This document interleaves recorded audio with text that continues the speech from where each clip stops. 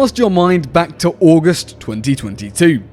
The A Hunter's Cry adventure was released, and I think we can all agree that it was fantastic in concept, but not executed very well.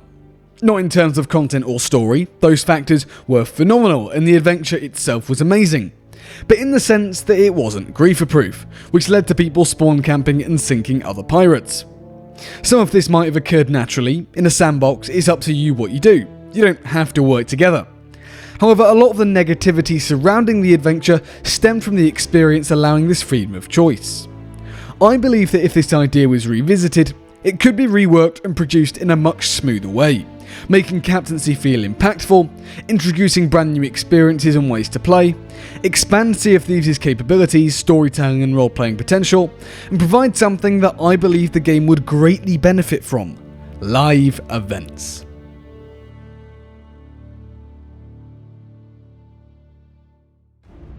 Let's take a look at A Hunter's Cry in detail.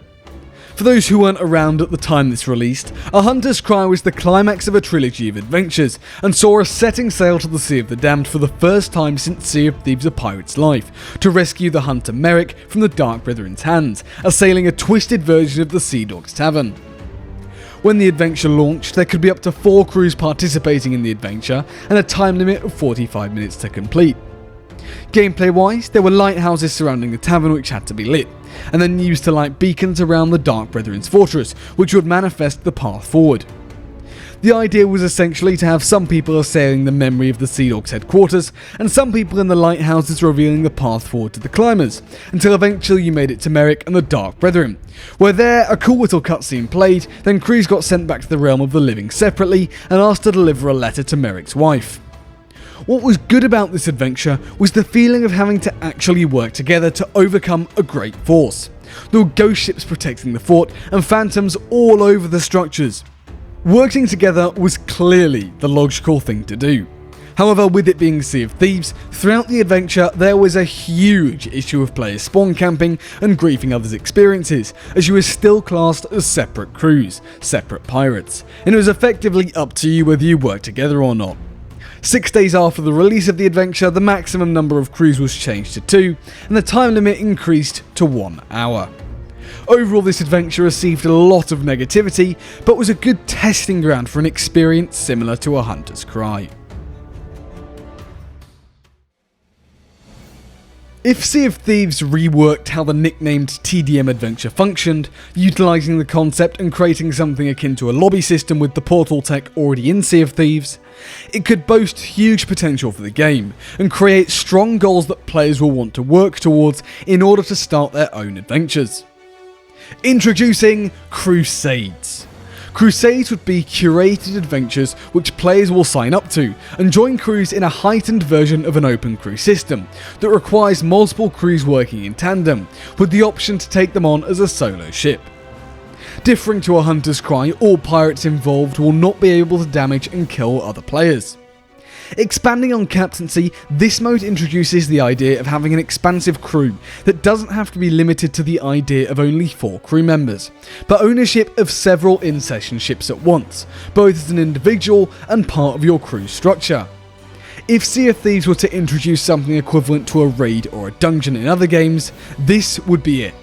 A large area crafted for this PvE story hybrid content which allows for more than 4 crewmates to play together. Think of it as if The Legend of the Veil and A Hunter's Cry merged together. To be eligible to start one of these crusades, you have to be a pirate legend and have purchased at least 1 ship. I do think we need some more repeatable PL content, so why not make this it? After you've gathered enough pirates, you'd either go through a portal, dive down into the depths, or into some other means of travel, but building off of the infrastructure of switching server mid-session that's already in-game. The number of ships allowed in the event would correspond to the difficulty and crew sizes on pre-existing boats. The captain or first mate would be the ones allowed to bring ships into this event, provided they own them, giving it to the crew to use as they please. However, should the ship sink, it'll be gone from the event. Within this concept, ships don't respawn. Should all of your boats sink, you will fail the crusade. This adds risk to the experience. Unfortunately, the only way to prevent griefing is to have cannonballs from ally ships not be able to do damage to other player vessels. When recruiting for this event, the crew would send out a recruitment letter placed on the board of all taverns, as well as in the mode setup. Anyone can submit their application to join a crew and be considered. This would allow for wider accessibility to the content, but you would probably have to be a Pirate Legend to participate too, allowing for truly exclusive Pirate Legend content. This could tie in nicely with the story elements of Crusades, which, speaking of, the sky's the limit. Giant all-out PvE faction wars, Sea of the Damned expeditions, raids on Flameheart's fortresses, you name it, Crusades have the capacity to fulfill them, whilst maintaining that loot and progression incentive that the Legend of the Veil does so well. Don't just think naval either. Having dungeon style on land adventures could be really cool. Imagine raiding the Temple of the Ancients that's been teased in the Secret World adventure and Heart of Fire novel. Having the key story beats and being tall tale-like with music, voice acting, visuals and cutscenes would heighten Crusades to a whole new level.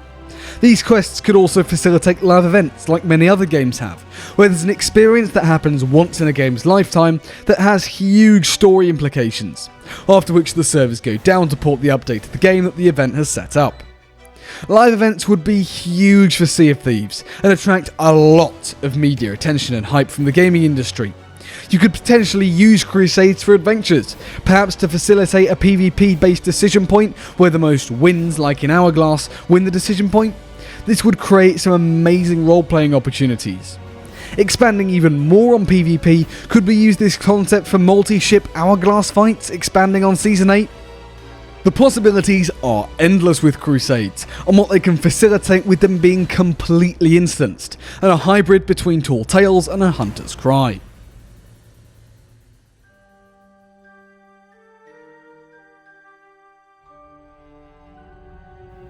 In my opinion, I think having something similar to the Crusade system opens up so much more potential for Sea of Thieves, combining the best parts of Tall Tales, adding more story content, whilst expanding on captaincy and maintaining the loot progression incentive voyages and world events do so well.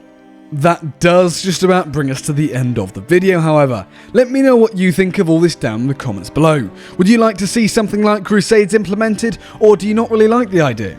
Thank you so much for watching. If you did enjoy them, please do consider leaving a like. It really helps out the channel an absolute ton, and subscribe to stay up to date with all the latest Sea of Thieves news as and when it comes out. And while you're at it, why not hit the bell as well so you never miss a single upload. But anyways, apart from all that, thanks for watching and I'll see you later.